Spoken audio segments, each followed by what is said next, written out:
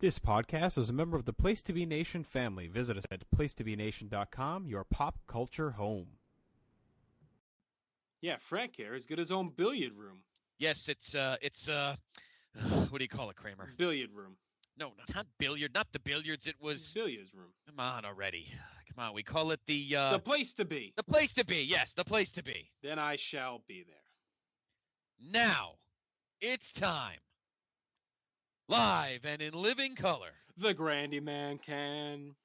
Time to play the game! Well, you always left me satisfied and smiling, so...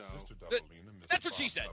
Why do I want this? I want to make bank, bro. I want to get ass. I want to drive a Range Rover. Place to Be Nation, Scott Criscola and Justin Rosero. This is the Place to Be Podcast. Very nice, Mr. Crisbola. Oh, I'm sorry, Dennis. D'Lo Brown interfered with a frog splash and hit it on Severn, getting some revenge. I know. What the hell was it? What was that laugh? It was like an old cartoon fucking Hanna-Barbera dog or something. It was like Snidely. Was that the fucking dog that laughed like that? JR's got a little more time than I do to sit and actually write a whole show. This is the third time you said it to me today now. I'm really curious. Well, I'm not saying that you have nothing to do. I'm just saying that I'm curious how I have more free time than you. What does that mean? I don't know. I know it's been a rough, and I'm not used to this long, grueling podcast schedule. Oh, for fuck's sakes. Were you going to just joking on for the next hour? Come on, did you say D'Amato, late 20s, 30s? And you included yourself in that as well? I was being nice to him. I am still technically in my 30s. I think they might hit shock wall. What the fuck is this shock wall? Is that the Shockmaster's wall? He's going to fall through the shock wall. Yeah, I like Big Dick myself. PTB Nation, let me know what Here's you're our doing. opener. To do worse than Josh Richard.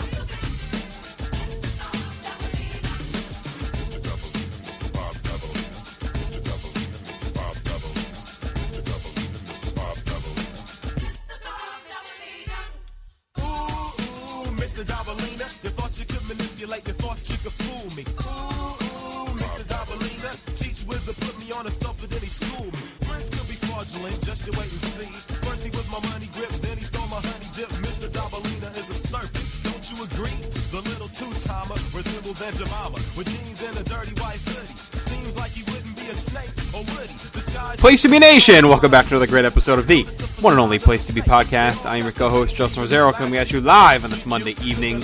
Back at you here inside the PTB Man Cave.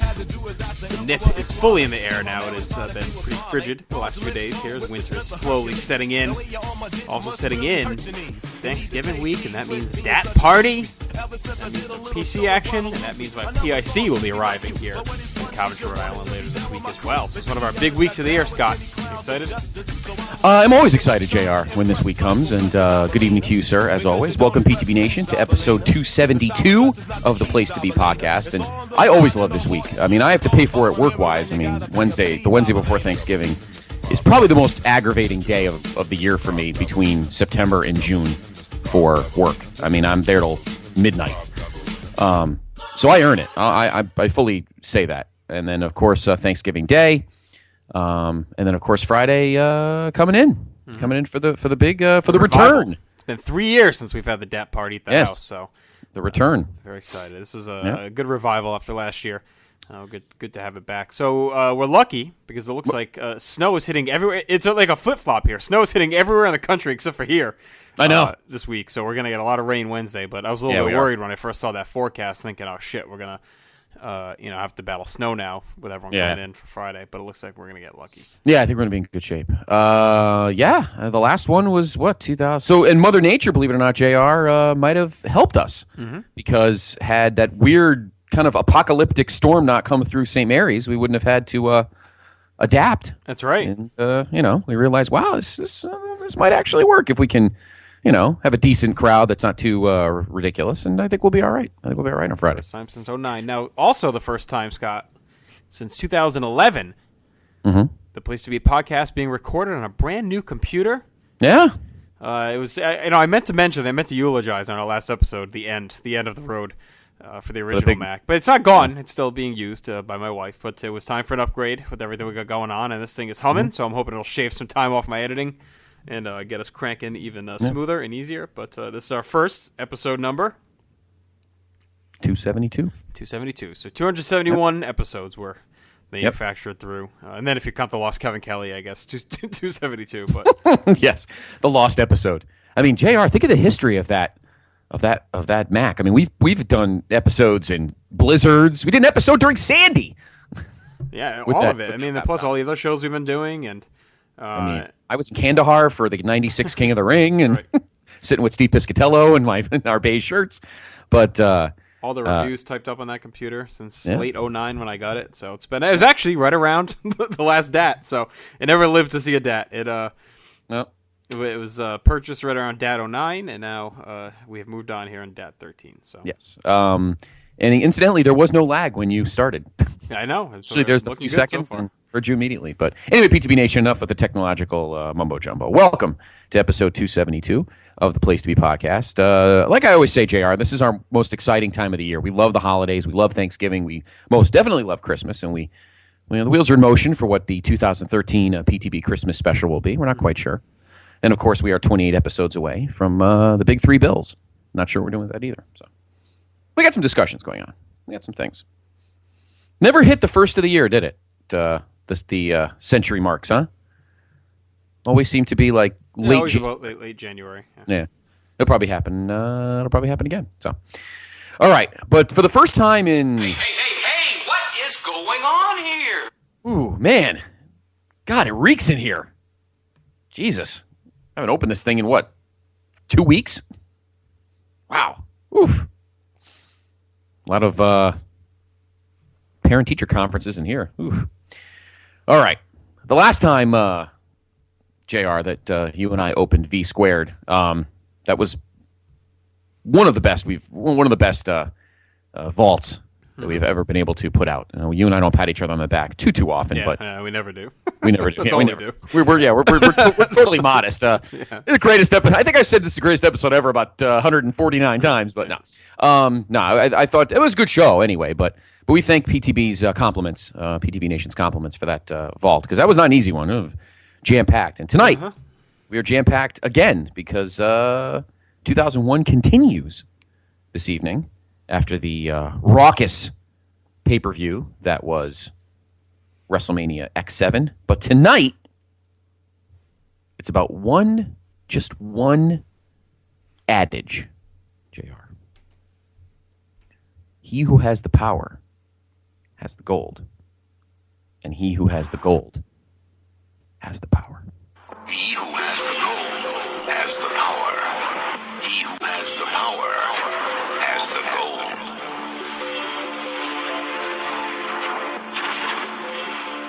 Power trip.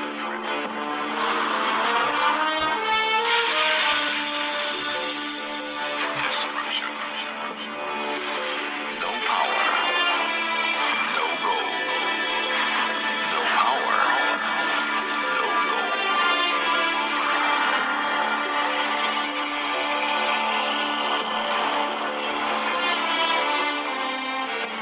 Control.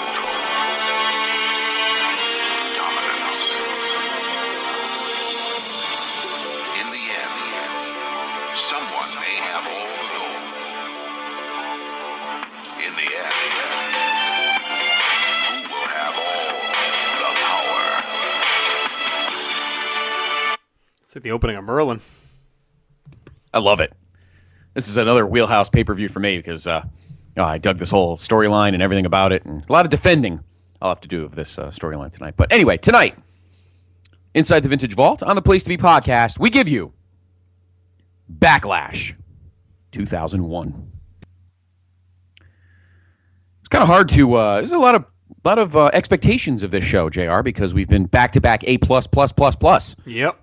And they've been cranking on all cylinders. The wars are over. This is officially, 17, I guess you could say, was official, but this is now officially the new chapter in the history of sports entertainment, really. There was officially no more ECW. There was officially no more WCW. Gone. Finished. This would be the first and only, at least to this point, legitimate competitionless year in the history of the World Wrestling Federation. A promotion will start in 2002, and we'll talk about them when we get there. Whether they're competition or not is obviously based on your personal opinion. Right, But and still a lot of indies floating around in 01. Oh, yeah. But the bubble's starting to burst, and nothing within striking distance of the WWF at this point. No. An interesting time frame because, just a few weeks off of WrestleMania, it had set in, but not completely what it was going to be like, and the excitement was still pretty high because we didn't know yet. We still had kind of guys trickling in, and we weren't sure if, what Shane got planned for WCW, what do they have planned. We were still reading the rumors that they were trying to negotiate a deal with TNN to air on Saturday nights. So there's still a lot going on in the news regarding WCW. So it hadn't really tapered off yet. So the excitement's still really at a high level here heading into the show. yeah, I mean, we had huge shakeups in the main events. Mid-card was stable, very stable, as a matter of fact. Yeah.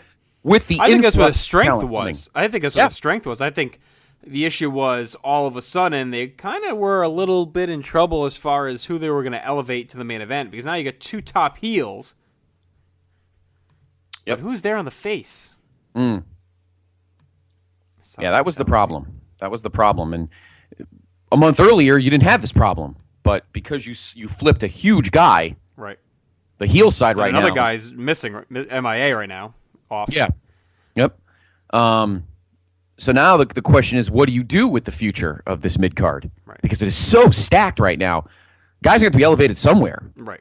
And we'll talk who was about going to that. be. And there was a lot of, back to the hand-wringing, quite a bit of it Yeah. heading into the show once it was determined what was going to happen. We'll get to that in the main event. So why don't you set us up here, Scott?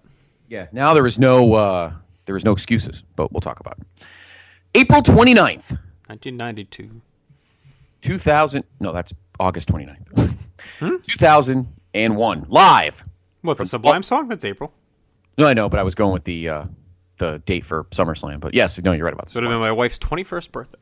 Ah, there we go. And you took her out for her very first drink. She'd never drank before. That's right. Maybe not her boyfriend at the time, but certainly her. Was working it. Allstate Arena in Chicago. Slinking around on my girlfriend. Jeez. Oh God! Please don't tell me we're going to do an assumption podcast. I've been on the campus. I know where everything happened. So, Oh, Jesus. so all right. Again, from the Allstate Arena. But can you get an owner for ONS? That's ONS Junior Market. The address is 1934 East Anaheim. All the windows are busted out, and it's like a free-for-all here. And owner should be come down here and see if he can secure his business if he wants to.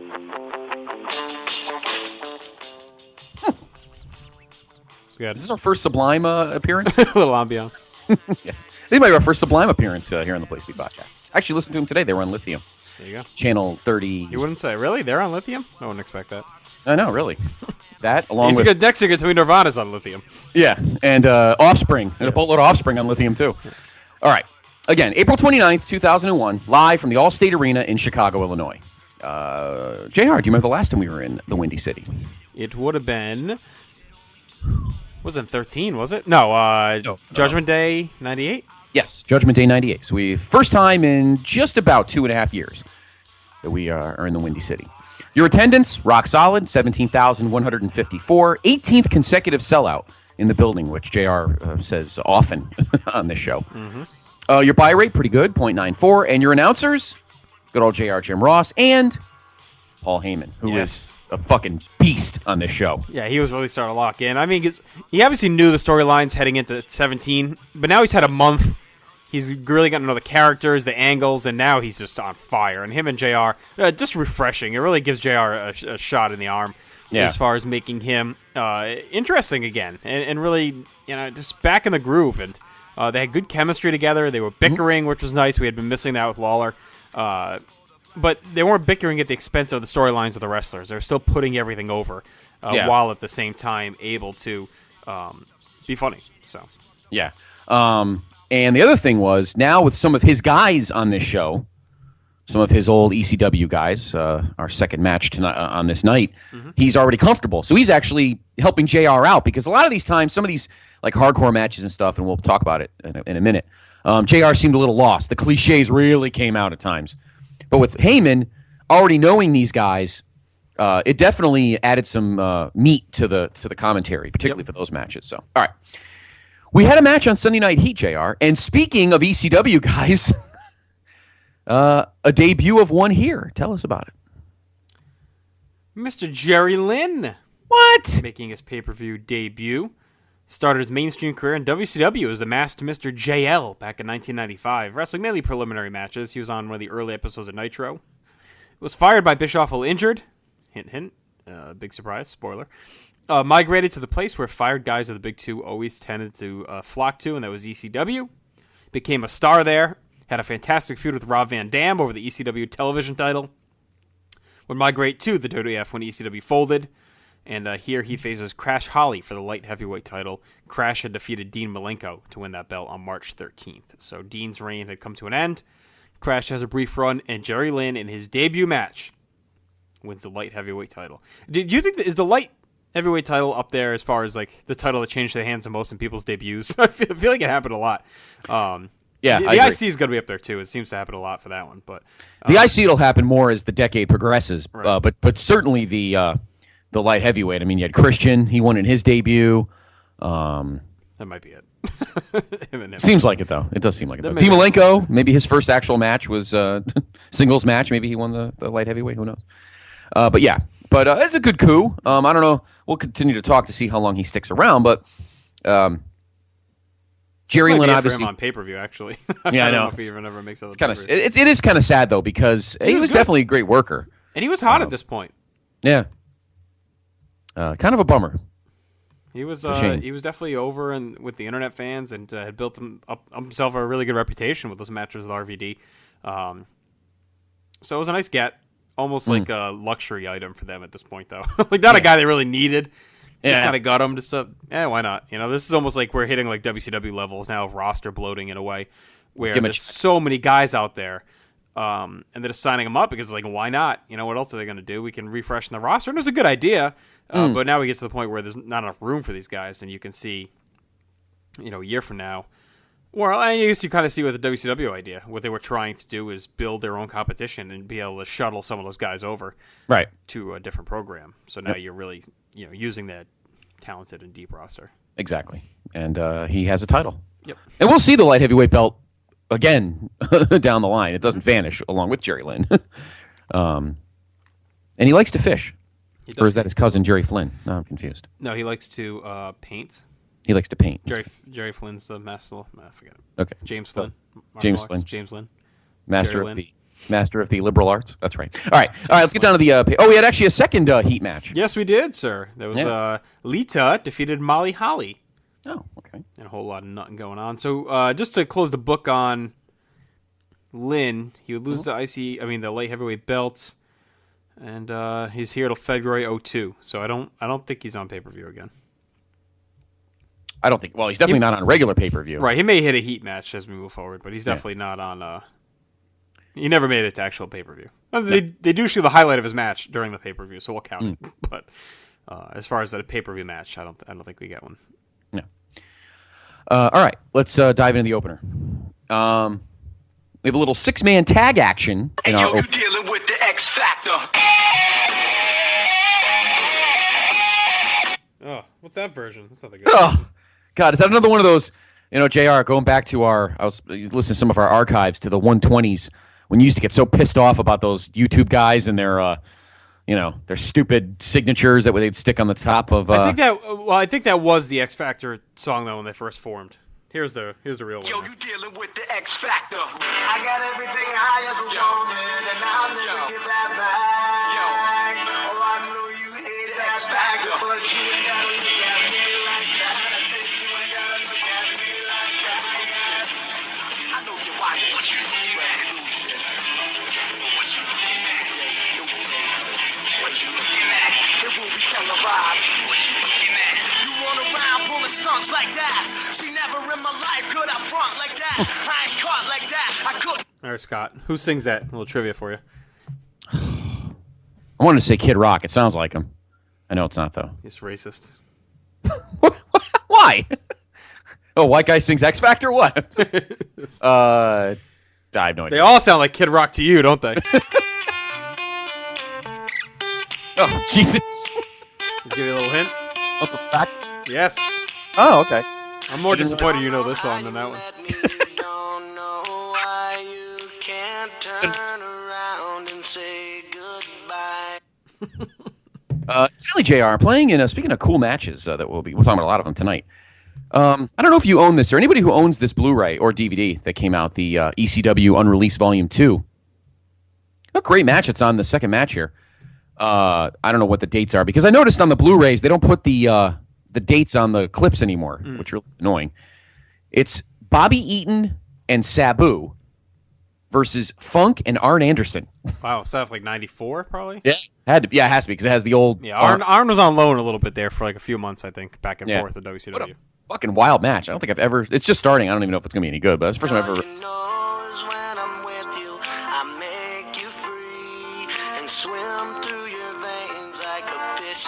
Oh, sorry. But anyway, yeah. There you go, Uncle Cracker. All right, so X Factor, a little new faction.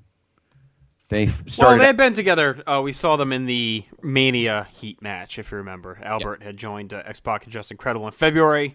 It's their first official pay-per-view on-screen match as a team, as a 3-man unit, I guess.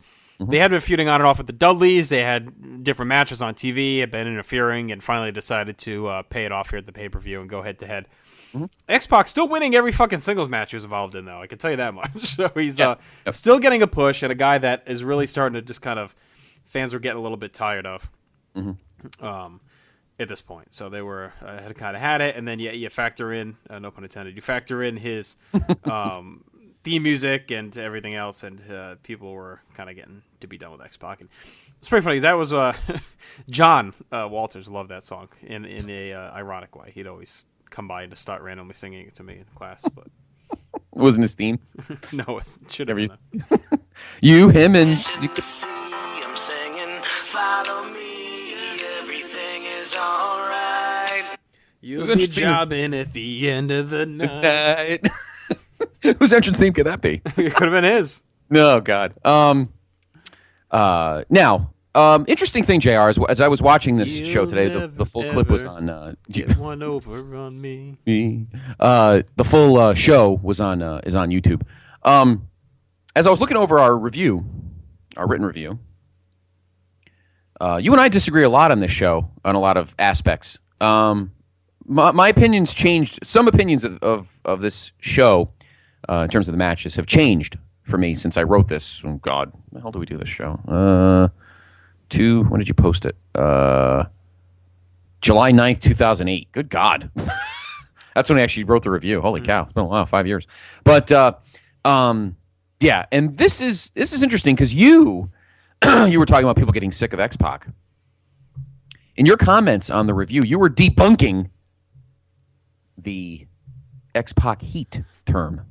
I just don't like the Heat, X-Pac Heat name. Like, to me, I thought it's just... I don't know. I mean, it just always seems like an easy scapegoat catch-all term. Well, it probably is. But there is really a difference between... Because everyone would chant, X-Pac sucks, X-Pac... I mean, no one was tuning out the TV. No one was walking out of the arena. No. X-Pac Heat somehow became a misnomer for... anyone that people just wanted to see go away and like were like ratings killers, and X-Pac really wasn't that. I mean, people were sick of him, but I don't know. I never believed in the term. I think it's just a lazy internet wrestling term that got thrown out there early on and just kind of stuck by people who hated X-Pac, right? Which is fine. I mean, look, I get why he was hated and why people were sick of him. He was kind of stale at this point, and he always looked awkward. He realized that it seemed like, oh shit, I can't crotch chop anymore. Oh, then what am I going to do with my hand? He always looks like he doesn't know what to do with his hands. He looks awkward going up the ramp. Like, you don't know what the hell to do. Like, and you know what kind of sucks, too, though? For the first time, he's really got a roster worth of guys that can really hang with him.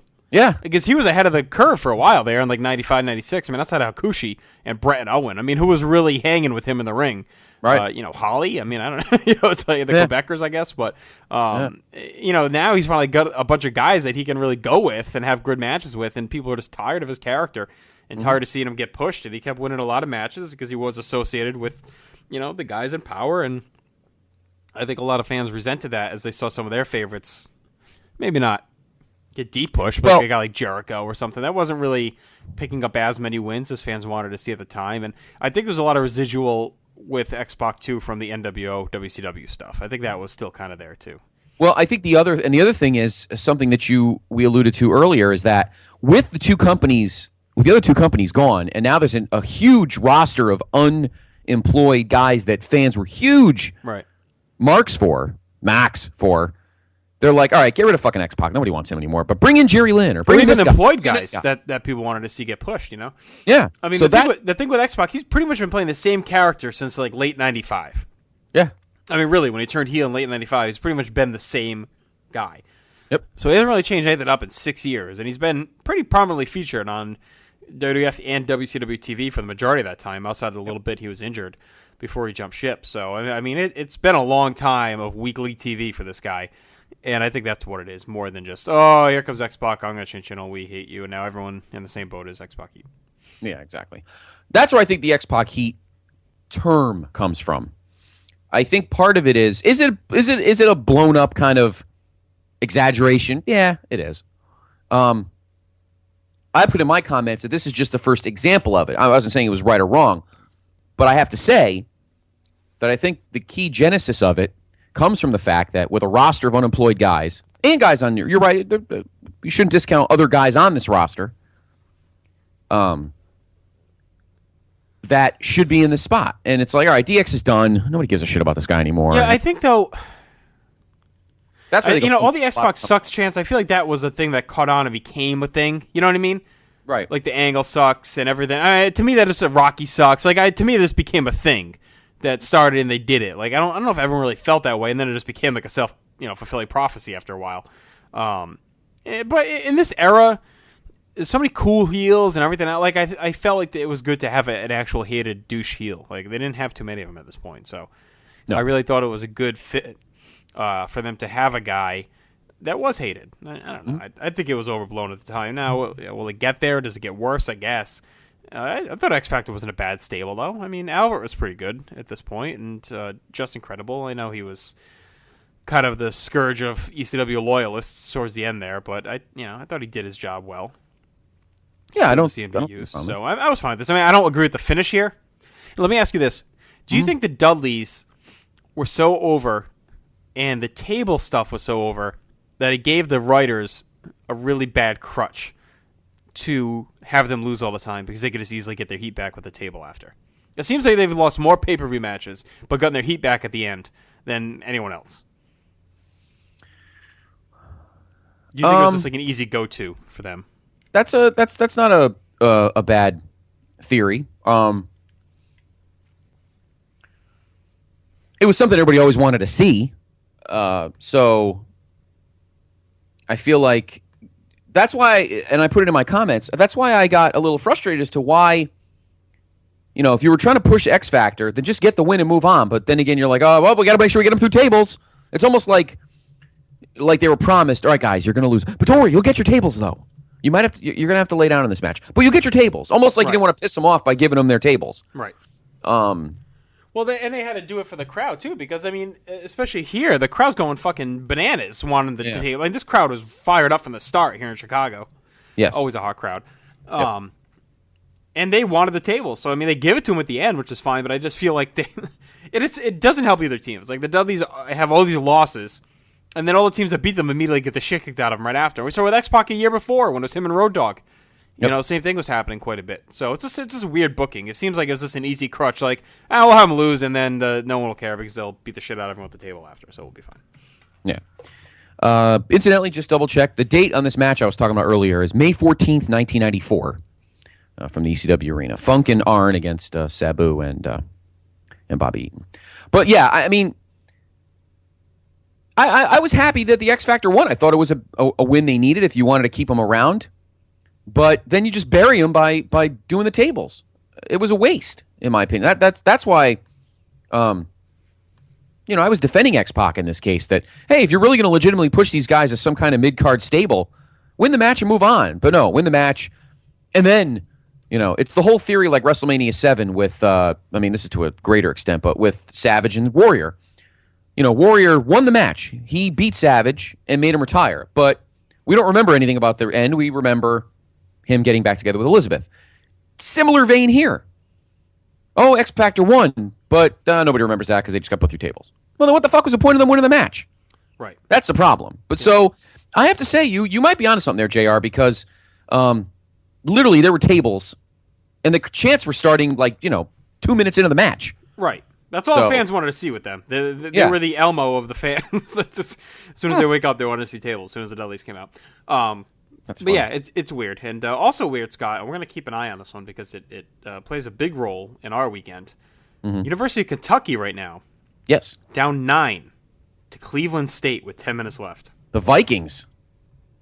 I believe Iona played Cleveland State a few weeks ago. Keep an eye on this one here as we move along. Yep. And that's important because Kentucky plays our Providence Friars. Sunday night. We'll be there in Brooklyn. Yes, we will. Second time in a month I'll be at Barclays. So I can't decide if I want Kentucky to lose or win this game. I think I want them to win.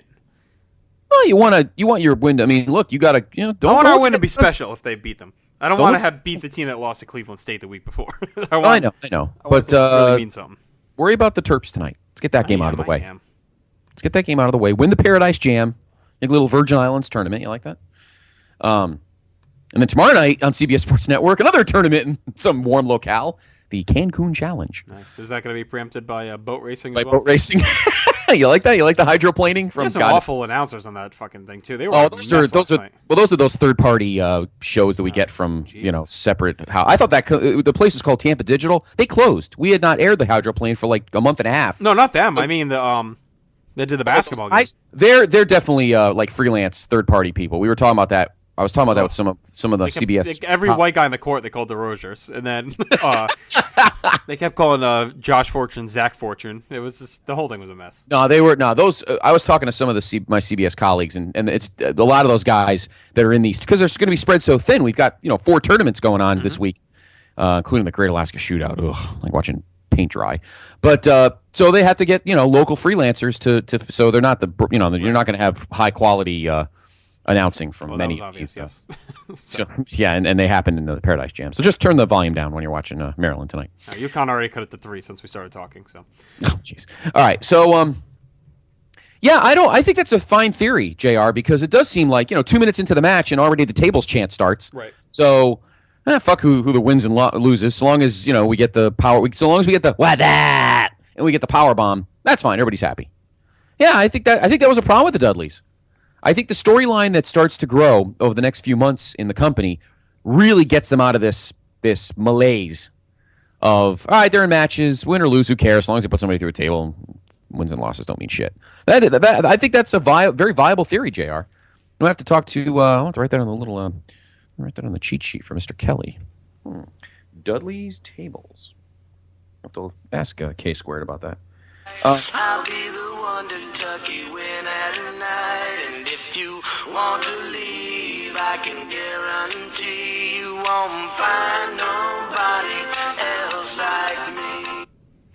That is horrendous. He's got some other song. Let's move on. So there you go. So X Factor wins the match, and I just want to confirm the pin. I believe it was Albert gets the pin, right? Or is it X? Oh no, X-Pac hits the double thrust kick. Of course. Who do you think it was? Yeah, exactly. At just under 8 minutes. So all right. Next up, we have our first title match of the evening, and maybe the most memorable match. Not most memorable, but one of the most. Well, yeah, I would say one of the most memorable matches on this card. In fact, JR. You got issues later. I won't worry about you. Our good friend, Mr. Chad Campbell, did a nice piece on PlaceToBeNation.com today. His Vintage Vault previewing. Yes. Where he picks one match off the card and reviews it in depth, and this is the match he chose. So if you want to pause, head over to PlaceToBeNation.com and quickly read his recap, and then you can come back here and we'll chat about it. Mm-hmm. All right, welcome back. All right. 3, 2. All right. The World Wrestling Federation Hardcore Championship on the line. Your champion, well, last time we saw JR was, as we know, this belt changed about as often as the light heavyweight belt does. Your champion was, who was the champion at WrestleMania? I believe it was the Big Show, wasn't it? No, it was Raven going in. It was Raven going in. And Kane defeated him at WrestleMania. Mm-hmm. And then the 419 SmackDown, Rhino picked up kind of an upset win over Kane. Yeah, came out of nowhere. He only been with the company, 3 weeks? Yeah, and Rhino was really positioned as, he was the biggest star probably to come from ECW at this point anyway. He was their final world champion, final TV champion. He had all the titles, so he was young, he was fresh, a lot of energy. and a guy that really had the look and had the size, that they really utilized him pretty well early on, and made sure he he was involved in pretty important matches. And this is one here. Raven's really been kind of, I like the way Chad put it, really the gatekeeper of the hardcore division here since December. Yep. So this was almost like a passing of the torch in a way, even though Rhino's already the champion. This match, as like you said, has always stood out in my mind as one of the more memorable for the show. I still remember watching it. We made the ride down from Worcester to Jim's house. It was me, Adam. Actually, no, Adam didn't come. We just took his car. It was me, Charlie, and Chris. He couldn't come. So we went and watched this, and I just remember popping big time for the spots in this match. And, they used a lot of weapons, but they stayed in the ring, which was a nice kind of change of pace, I thought. And these guys both knew very well how to work the hardcore style. And let me ask you this, God. Did you feel it added a little bit of legitimacy having these two go at it? Like, Snow and Boss Man. Those guys were all very good hardcore, and Blackman. But did it feel to you having ECW alums mixed in just add that weird level of extra credence to it? I don't think there's any question about that. And like, it almost felt like, okay, here we go. Now we're doing hardcore. Yeah, and making it even better is, as we continue to harp on it, is Heyman on commentary. Right. He knew these guys like the back of his hand. Especially Rhino, who was like, Raven had been around forever, but Rhino was really one of his pet projects, Yep.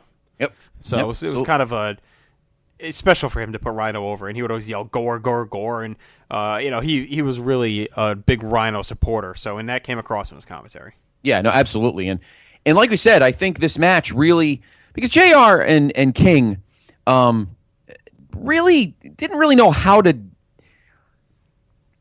This was the first probably feud, or maybe the first hardcore title match in a while where really was no comedy involved. Goofy things, hitting people with weird things and funny jokes with Crash Holly and all that crap. This is legitimately, this is the first time probably since Mick had it.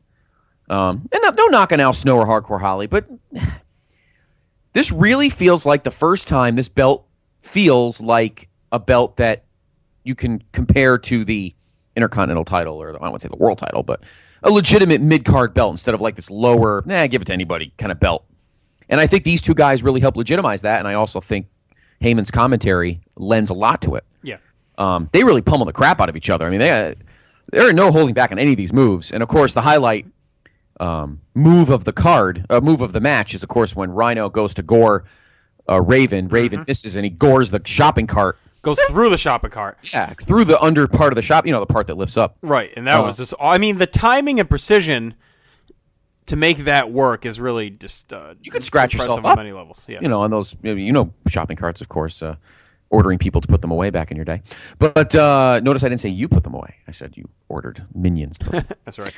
But just crazy timing. I mean, yeah, it's insane. 1/2 inch off, and he blows his shoulder out if he hits the side of it. You know what I mean? Really, rips a huge lacer. Those pieces of metal are sharp at the end. Yeah, with the speed he picked up on the gore all the time, was very impressive. So that was a really cool spot, probably the most memorable spot. And I like the use of a shopping cart. We never really had that used as a weapon. So I like this match a lot. Chad looked at it a little bit deeper than we did here, and had his points about the division and the title as a whole. But to me, this is one of my more memorable, more favorite hardcore title matches from this run. To me, this kickstarts the final stretch. Yep.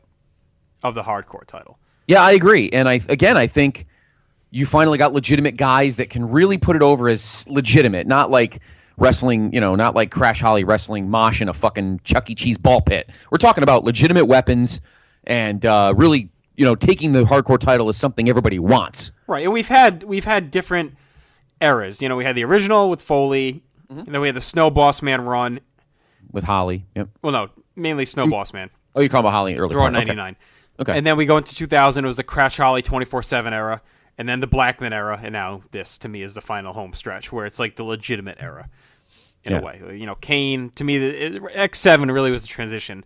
You got Kane involved, and you're starting to get some bigger names, this big show, and now Rhino, and then some of the guys that'll be involved later in the year as well. So, to me, this is really the final evolution of the hardcore title. Yeah, absolutely. And seeing Rhino, and then the thing is, Raven doesn't even win the match. He gores him. Right. And Raven, you're like, oh, Raven, this is it. Raven's got the match won, and he doesn't even and he kicks out of it. So it's crazy. That was good, though. Raven Ravens, if you look at it fairly, I mean, Raven just wasn't going anywhere. I mean, he was never going to be a star for this company. He could be a mid-card stalwart, sure, but he was never going to be a star for the WWF at this point. There's just way too many guys ahead of him in the pecking order. Not saying he's not as talented as those guys, because that's not right. I'm just saying, based on his look and history and what he was never going to be a star. Rhino, on the other hand, fit their profile for what a star could be. Yep, I thought. Between his look, his energy, his youth, his size, I think he just had exactly what a WWF star was like at the time. So, yep, I agree. I absolutely agree. So there you go. Rhino retains the World Wrestling Federation Hardcore Championship in one of the better matches of the card, one of the better matches of the year to this point, particularly for the hardcore division. I don't know. I don't know if this is on any DVDs. Probably not. I think it was. It might have been the hardcore DVD. Yeah, I have the hardcore DVD. It's somewhere, but yeah, it's somewhere. It's on something. But good luck, guys. It's on a DVD somewhere. It's on a DVD somewhere. Well, you know exactly where we can look. I can tell you right now. It is on the hardcore DVD, and that is all. Oh, that is all. Okay. All right. Next up, and that makes sense because that was pre-E. Yeah. So they were able to put that on a DVD that they didn't have to, squiggle out. Just give an update. Right. Cleveland State up 7 with 6.5 minutes to go. Oh. Vermont almost beat Duke last night. I saw that. Yes. Vermont got mollywomped by PC and Bryant, and then they was going to beat Duke. I know, crazy world. And then Georgetown, world we're living in. And then Georgetown, who lost to fucking Northeastern. Boy, Andre really gacked at me about that. Then they come out, they pummel Kansas State, and then yesterday they beat 10th ranked VCU. So good recovery in that Puerto Rico tournament for Little John, but not good. Still losing to Northeastern. All right, next up we have another match that was a title match a month earlier. Now the title is no longer there, but still the feud percolates, and that is between. No, not him. Between Chris Jericho and William Regal. Mm-hmm. Now the commissioner. Yes. Of the World Wrestling Federation. I believe we mentioned that. He's been commissioner for a while. Of course, these two wrestled at WrestleMania in Houston, where Chris Jericho retained his Intercontinental Championship. He no longer has it. We'll talk more about that belt later on. But Regal, of course, still pissed off and literally pissed off because as part of this feud, yes, Jericho tinkle in his tea. Yeah, tinkle tea. So Regal decides to stick it to Jericho by putting him in a gimmick match against him where you don't know what the stipulations are. It was called, JR, the Duchess of Queensberry. Steve Eifert's favorite match. And not invented by King James Mander either. No, Steve Eifert's favorite match, right? Yeah, exactly. The Duchess, man. This feud was still raging since Mania. Still guys pissing each other off. Regal was using his commissioner powers to really fuck with Jericho. Kept putting him in 6-mans and tag matches and handicap matches.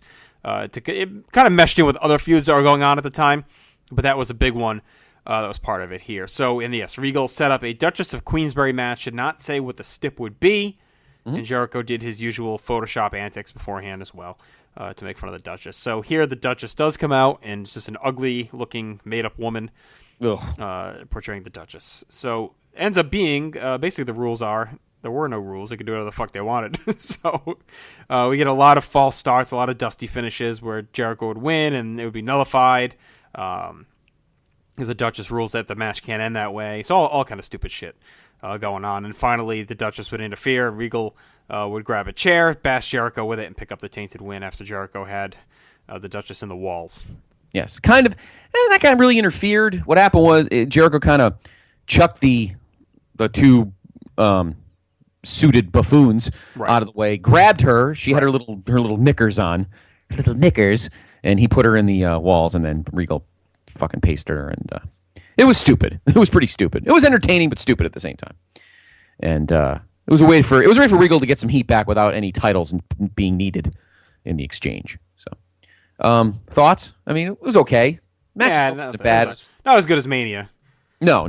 I mean, they couldn't really get a flow going because they had to keep doing the shit with the Duchess. I mean, it was funny enough for a gimmick. I mean, you could tell how much power he was gaining behind the scenes and everything else because he was really being positioned as a guy getting a lot of face time Picking up a win over Jericho was no joke at this point, and a lot of TV time really as commissioner. So involving some big storylines. So he was clearly on the rise in the promotion, and a match here that these guys can do better, and we saw it at Mania. But what are you gonna do? We should mention as well, Regal actually was a player in costing Jericho that IC title, which we'll talk about the title change later. Yeah. So that also added to this feud. Did you also, do you remember the subtle dig that Heyman throws at Jerry Lawler when the Duchess of Queensberry sits down in the chair, or in the throne, I guess, that's next to the table? He goes, it's about time there was some legitimate royalty in the WWF. Yes. So he was great. I mean, he had a lot of good digs, and again, like you said, just a force of nature in the commentary booth. These shows in 01, I mean, beyond the great work rate we'll get as we move along, worth it just for the commentary alone. I mean, we're back to levels of like Gorilla and Jesse, Gorilla and Bobby, where you can throw a show in just to hear the commentary. To me, that's where JR and Heyman were, and it only gets better as we move along. But they were just fantastic here. Yeah, Heyman. He's like, I have the rules, JR. I'm not allowed to say them, and don't call her ma'am. Call her Your Majesty or Your Madam. And then he kept calling him ma'am. It was pretty funny. It was a good match. It was fun commentary there. And William Regal gets a little heat back after losing to Jericho at WrestleMania. He gets it back here with a win in Chicago. All right, next up is a match that I think a lot of people were looking forward to. And first watch, I remember being, but watching it again today, definitely one of the better matches. Chris Benoit and Kurt Angle. Ooh, him. Interesting. This match caught up a little better than I thought. Chris Benoit with the win at... No, Kurt Angle won at WrestleMania. That guy, you mean...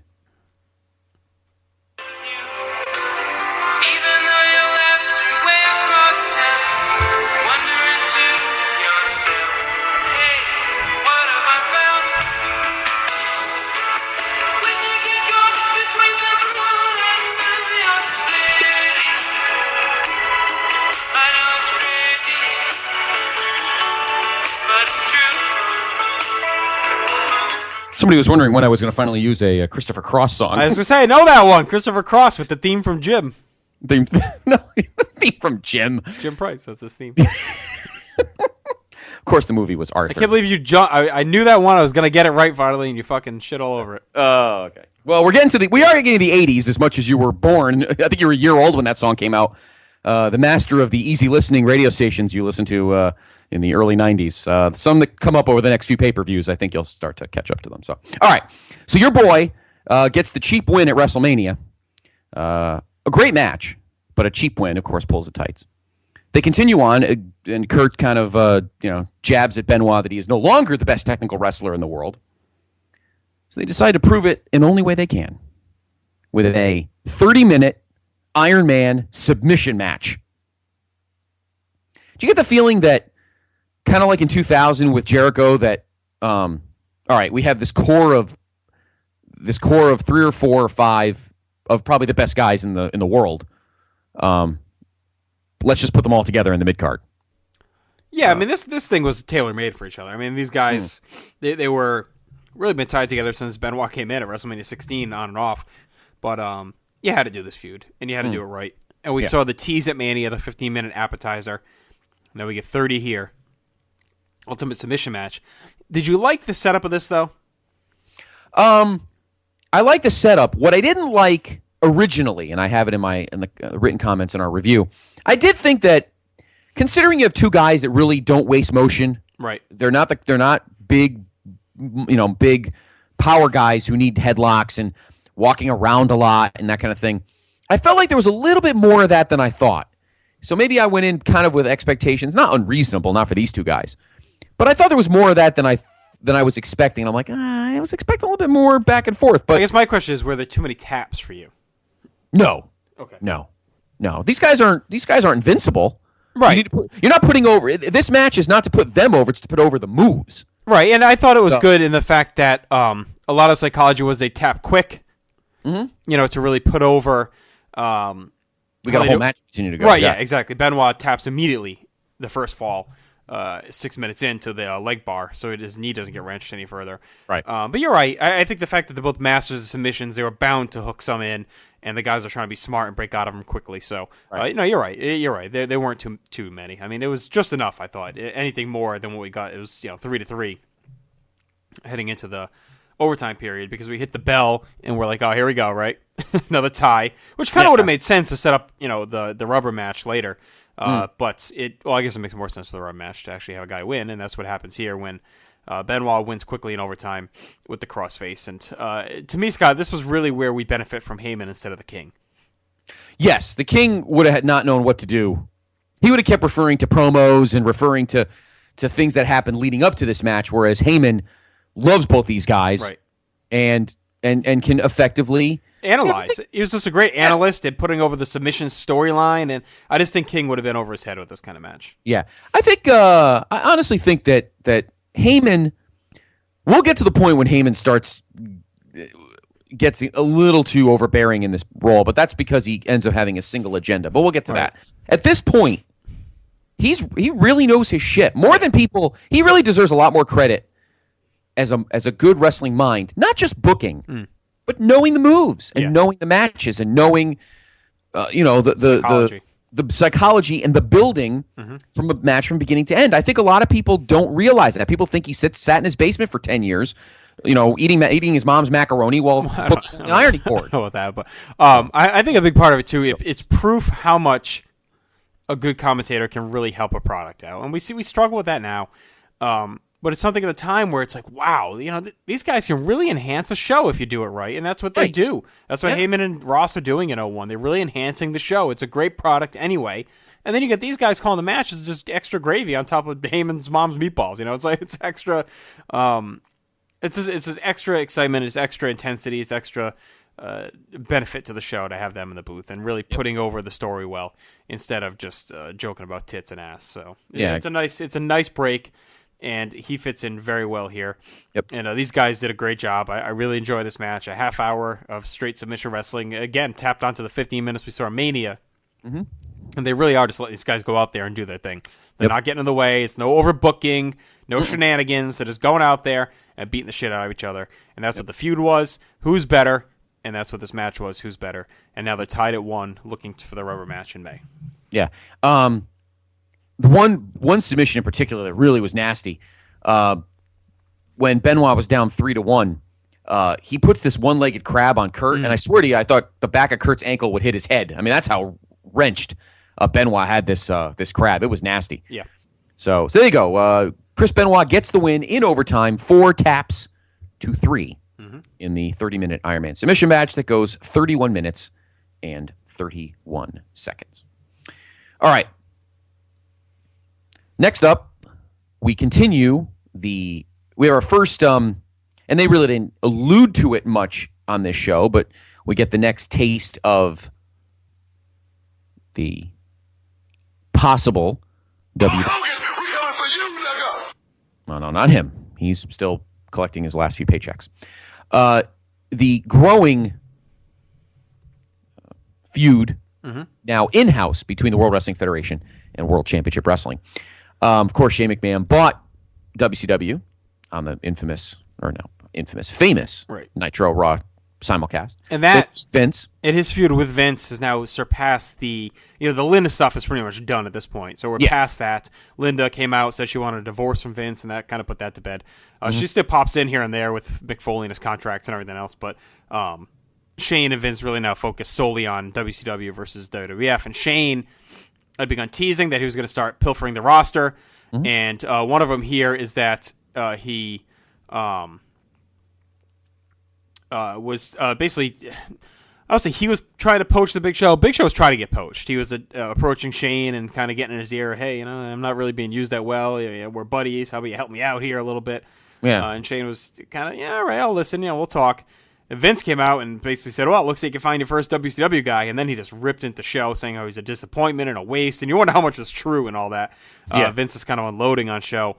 And the week after, Show kind of came out and said, Vince, was that stuff serious? And Vince kind of backed off a little bit. And then Show would end up turning on Shane and being Vince's muscle here to eradicate him and eliminate the WCW threat. So that was pretty much the backstory here. And what did you think of the Shane nursery rhyme? I thought it was creative, but I thought they beat it into the ground. They played that thing so much. I know. Oh, my God. Because somewhere you had to put, which way did he go? Somewhere in the nursery rhyme. Right. But I liked, what was the one where he goes, my dad was a crab, something, and I don't remember what the word was that rhymed with ass. And then at WrestleMania, Shane O'Mac kicked his ass or beat his ass or whatever. It was fun. It was funny. But yeah, they pummel that thing. They play it here, but I heard it so many freaking times today that I'm all set. I know, yeah, I know. And you hear it almost as much as the Limp Bizkit My Way song. Just when you thought you had getting enough of that. We are 1 year almost to the anniversary of the last time. Right, Judgment Day. These two wrestled. Judgment Day. I always 2000. get those two matches mixed up. I always forget which was which, but yeah. Shane won that one back at Judgment Day 2000, correct? Used shenanigans from a whole crew of assistants. Yes. Crew of assistants, yes. And they bashed Show in the knee with the cinder block and knocked cinder him block. out. Yep. So here we flipped aside. Shane is now face, Show a heel. Mm-hmm. Shane, though, has got a little help again from one of the same guys that helped him a year ago. Yes. And that was Test. Mm-hmm. Always been a Shane buddy. Kind of disenfranchised a little bit with what's going on with Vince. Of course, never a big Hunter and Stephanie fan, so he goes out and helps Shane. Mm-hmm. And what did you think of the match before we get to the finish? It was all right. I mean, it's funny because these two guys actually have some history now together. So I know, but I thought I thought the one the year before was better. See, this one though makes more sense because Show as the heel can beat on Shane. Right. You know, and the heat segment makes more sense to have Shane being the one to get the crap kicked out of him for a while. Yeah, and the other thing was, I mean, they were doing some weird shit. Ether? When would you ever think that a gimmick stolen from an El Gigante match would be used in a match future down the line?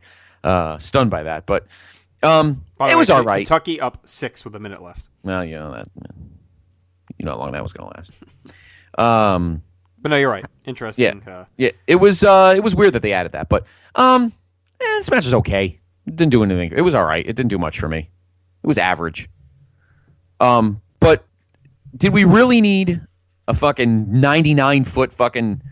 Haven't we learned a lesson from May 23rd, 1999 at this point in the WWF? Do we really need guys diving off fucking Titantrons and shit? I mean, come on. No. I mean, it makes sense in the fact that how else can he beat him without that? Right. So that's fine. But no, we didn't need it in theory. Well, I should say it makes sense in theory, but we didn't need it in reality. Test interfering and bashing Big Show should have been enough. We didn't need Shane diving 40 feet off the thing. I mean, it was a cool bump. I think it's actually one of his best ones he's done, Shane. It was one of the most impressive ones, and the crowd is fucking going ballistic when it happens. And Shane needed to win. Show's a lost cause at this point. I mean, he just looked so lost. Yeah, I don't know how else to say it other than he just looked lost. No, I mean, here was a guy who had a lot of cred in WCW. A lost soul, Scott. A lost soul. He was a lost soul. I mean, here's a guy who in WCW had incredible cred, former WCW World Champion. You know, but came here and right out the gate looked like a doofus at St. Valentine's Day Massacre when he threw Austin through the wall and cost. I mean, immediately made him look like a dumbass, but. That's why I think they should. I always said that Austin should just won that match clean, and then Show came out afterwards and like beat the crap out of him. But but right now, Show just doesn't. I don't know what's going on. He's not the only one that's on this roster that's in this weird kind of floating aimlessly phase. We got another guy further on down the card that's got the same. It's got the same problem, and we'll talk about that in a couple matches. Actually, our next match after the break. But yeah, this match didn't do much for me. I mean, it keeps Shane hot for the big story. Doesn't mean he needed the win more, even though Show was really suffering. Yeah. Shane needed the win to get the WCW thing front and center and be the guy. But Show, I don't know. He's just taking so many bullets, and then he was hurt. He's still out of shape. They tried him the hardcore thing, but that didn't really fit. And they try him here, and it's just kind of like, all right, now he's Vince's muscle. We've already seen this. Just a guy with really no direction. No, and I mean, I think the thing that pissed everybody off was he had the opportunity for, 7 months? Or maybe not that long. Maybe like 5 months from like July to December of 2000 to drop like a good 50 pounds. Right.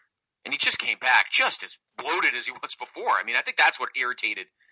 The guy pretty much had 5 months off, paid, just to lose weight. He didn't have to do anything, just lose weight. And he came back, he looked no different. I think that's what's irritated the management and the company. Is that's almost like he just took, it's a vacation for me. I get paid, sit around, eat more Twinkies. And he came back looking like one. And I think that's the sad part. I think that's what really upset management. And something probably needed to be done at some point, you know.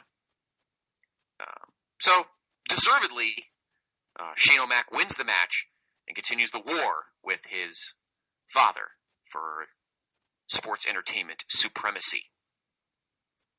We'll get more into WCW in the incoming months. It's still very, we still haven't really seen any guys yet. We saw the guys at WrestleMania sitting in, section 597, row X, seats 6 through 30, but we really haven't seen anybody, a huge impact yet. But that will come. That will come. But for now, it's just really the brands battling. Do you think this was almost more just punishing Big Show than Shane getting over? No, I don't. I think Show's been punished enough. I don't think it really mattered. Yeah. So there you go. Shane O'Mac gets the win, and the Big Show is in dire straits. All right, we are moving along tonight, JR. Mm-hmm. Moving along, but we are going to take a break. We've got Sailing. Takes me. Wow, very Another impressive. Christopher Cross. Another Christopher Cross song. There's one more left. I'm going to play it out of the break. Okay. One more well-known Christopher Cross song. I'll play it out of the break. When we come back, JR, all gold. We have. Is he going to play Newman's Millennium Party, Christopher Cross? Yes. We've got. There's 4 championships left in the WWF, and all of them will be decided in the next 2 matches. Yes. We have the European title next, and of course, Power and Gold in our main event. First, though, a word from everyone, because promotional consideration paid for by the following. What I'd like to have right now. Chad, do you ever feel that the world revolves around WWF? I think you mean WWE there, Parv. Yeah, whatever, but what about David Crockett? She likes it! Well, what about Jimmy Valiant? I'm gonna get y'all until I get you, Paul Jones. Woo! The Four Horsemen. We are a family, and we are the best. The Omni, the Dangerous Alliance. Please welcome the newest members of the Dangerous Alliance, Arn Anderson and Larry Zbyszko. Jim Cornette and the Midnight Express. The Fantastics are putting the U.S. Tag Team title on the line against the Midnight Express. Main events with actual work rate in them. Woo! Woo! Woo! All right! It's just not fair to Flair. It's not fair for Flair. If this is what you're looking for, please check out Where the Big Boys Play podcast, the only pure NWA and WCW supercard podcast out there. While you were in Hollywood making movies, Thunder Lips, I was winning world titles. Well, there they are, our good friends Chad and Parv, Where the Big Boys Play. If you want nonstop, old-school NWA discussion, dating back to that very first Starrcade, these guys have it covered. Even the PICs have made an appearance once, and we are very particular what podcasts we visit. So check out our friends Chad and Parv, Where the Big Boys Play. Their link is right on our site, placetobnation.com. Just go into the podcast menu, and there they are, with the other great shows we partner with. Chad and Parv, working Where the Big Boys Play. Speaking of Place to Be Nation, that's your everyday home for your pop culture needs. At placetobnation.com, we have everything. Wrestling, sports, comics, even polls. We want your opinions as well. Every day there's something different with our top staff of writers who are experts in all fields of pop culture. From the weekly Raw review to the return of the hack, we've got everything you need. We're also working with a myriad of great podcasts. Of course, besides Chad and Parv, we have Grapple Talk, the Fans Podcast, Off the Top Rope, Answering the 10 Count, We Found New Music, and the Kings of Sport with Nate Milton. We've got everything for your listening pleasure. So check us out every day of the week at placetobnation.com, the only place to be in your pop culture world. Now, don't forget about our good friend Graham Cawthon and the history of WWE.com. He's still the top source for all argument solvers, from match results to house show cards to pay-per-view histories. Any questions you need answered, any debates among wrestling fans that need ending, head over to Graham's treasure trove of information. You will certainly find it. Need to know what the opener of Starrcade 1995 was? What was the main event of that 1988 Boston Garden house show you went to when you were 11 years old? Graham can tell you. He has WWE, WCW, ECW results, and the growing results in TNA and Ring of Honor. So for all your wrestling research needs, check out Graham Cawthon at thehistoryofwwe.com. Now finally, if you want a place to just hang out, discuss all things wrestling with fellow diehard fans, check out the news and the great forums at twfnews.com. They have all the up-to-the-minute stories in WWE, TNA, and pretty much everywhere in between. They talk old school, Attitude Era, and even those hard-to-remember guys and shows like Waylon Mercy or In Your House Number 3. So check out all there is to see right on twfnews.com. Hey, this is Ed Banger Thrasher, and you're listening to what the fuck is it? The Place to Be podcast, so you better not miss it because I'm on it.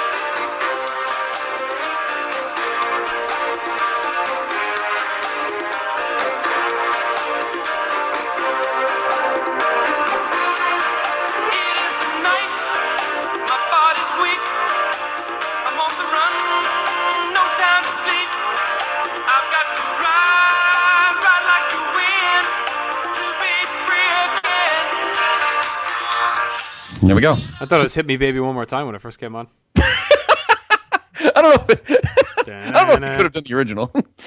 Oh, okay. Anyway, that was the third and only other known. Well, he probably had one or two more kind of minor hits in the that came out. And Kentucky's going to win, by the way, up 7 with 9 seconds to go. Okay. All right, Scott, PlayTVNation.com, where we all win every day.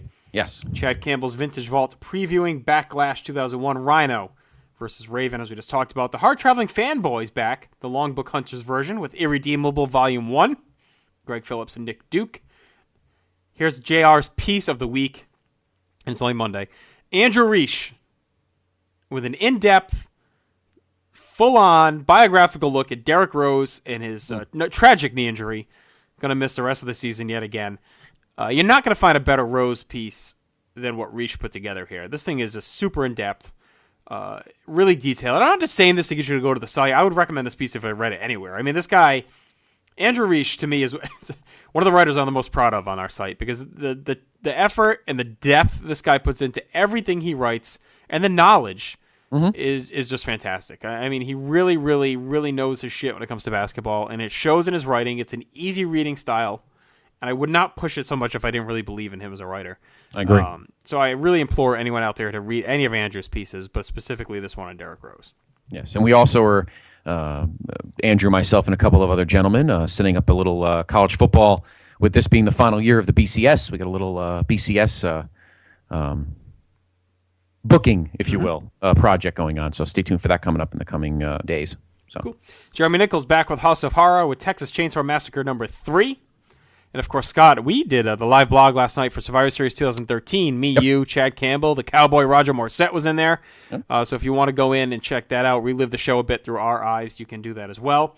We reposted our Survivor Series Listomania, the podcast, and is written out for you as well. We ranked every single Survivor Series team obnoxiously and thoroughly. The Cowboy, again, was back with a Pacquiao versus Rios live blog, the big boxing match from the weekend. We had your Survivor Series preview, a lot of Survivor Series content. Steve Rogers had some kind of by-the-numbers, in-depth looks at the past Survivor Series, both competitors and gimmicks and dates and times and everything else. You have all your accoutrement of reviews. You have Steve Willey's Impact, Matt Petticord's SmackDown, Dan McGinn's Superstars, Ryan Everett with Main Event, and all the possible reviews you could ever want. Podcast kind of on loan from Graham's History of WWE website. There's Wrestling with Optimism, Survivor Series Memories, 2000 to 2012. Pretty cool piece there by their podcast as well. Guide to Survivor Series Arena Histories, like I said, with Steve Rogers. Kind of an analytical look at Survivor Series of yore. And speaking of Graham, Scott, I picked up my second copy, thanks to you, for my early birthday gift. I'm going to talk about this last week on the show, but we are now both in possession of both volumes of the History of Wrestling books there. Yep. And you can get those through PlayStation.com by clicking on the Amazon.com link on the right-hand side. And click through and order anything you want. Help us holiday season. I also just want to give a quick plug. Brad Woodling did the 5 most meaningful Survivor Series title changes of all time. Ben Morse led the 5 count. Top Survivor Series teams. We all participated in that. Andrew Reich again with the NBA Weekly Roundup last week. And finally, Dan McGinn talks about how he became a fan with Survivor Series 1989. So if you like my kind of nostalgia piece, it's very similar to that. He talks about growing up and becoming a fan. And finally, Ben Morse did a great piece on the final days of WCW, too. So check that out, his memories of being a WCW fan in the dying days. So lots to check out, PlaceToBeNation.com. All your regular features coming up later this week, as always. Welcome to Friartown should be back, too, building up to this big weekend we have coming with the results as well. The tournament finals going on tonight. And anything else, if you're interested in writing, hit us up, PlaceToBeNation.com. You can visit the site, and then there's a button down there to contact us, or you can just email info@PlaceToBeNation.com. Follow us at Twitter, @2BNation, and on Facebook at Facebook.com/PlaceToBeNation. Just give us a like on there, and then you get all your updates for every article that's posted. So thank you again for your support. We appreciate you checking out our articles and sharing them as well. Yes, absolutely. And of course, tonight, Raw. You'll see that later on as well from me, night after. This Raw going on right now. I don't have it on yet. I heard something big happened. If you're not watching, if you're watching the Niners and Redskins, boy, do I feel bad for you. Or if you're watching college hoops, read my Raw recap later on this evening. If you're staying up late, or check it out in the morning and find out what this big development that came up involving TLC. Indeed-a-roo. December 15th in Houston. All right, let's get back to Chicago. Backlash, 2001. A lot of gold left. The World Wrestling Federation European Championship is on the line now, JR. Your champion was Eddie Guerrero. Of course, he defeated Test at WrestleMania. No longer. On the 426 SmackDown, Matt Hardy became your new European champion. Odd choice.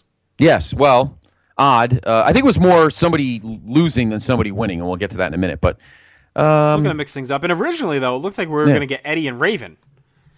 That was kind of the feud heading into that SmackDown. Yeah. They had been feuding and been teasing that Raven was in the mix, and he had picked up a couple wins, and then they decided to kind of shift things and stick Raven with the hardcore match and switch things up here a little bit. So,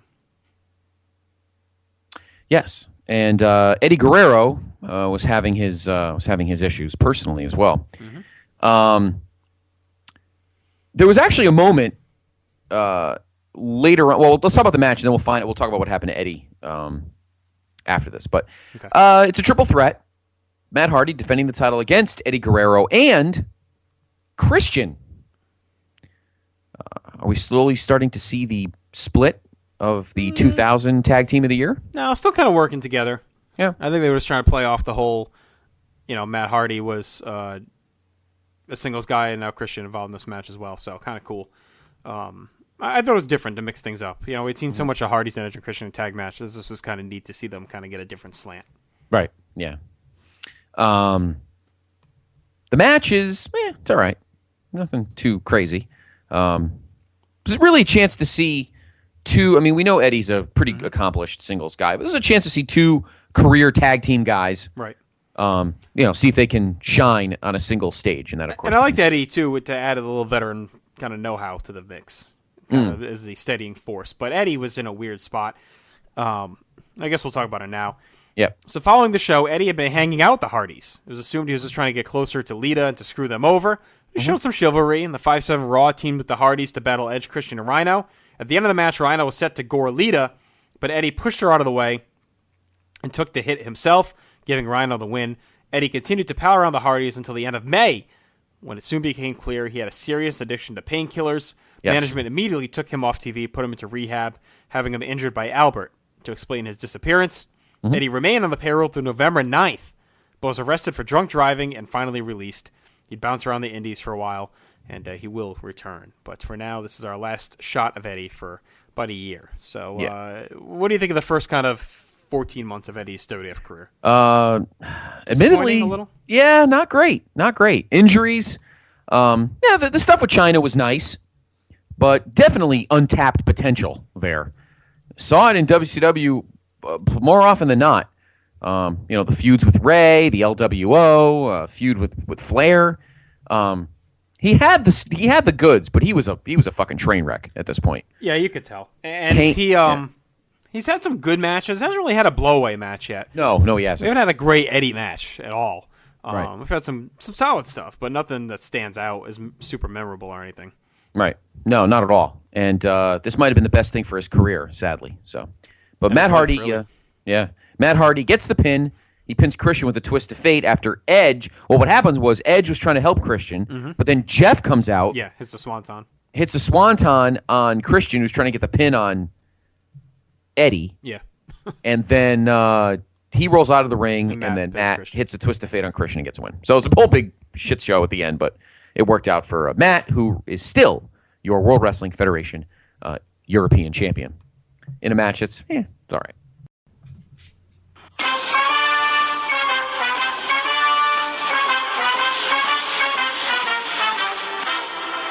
Hey, PTB Nation, it is now time for the Rob Houston Memorial Hacksaw Jim Duggan Update.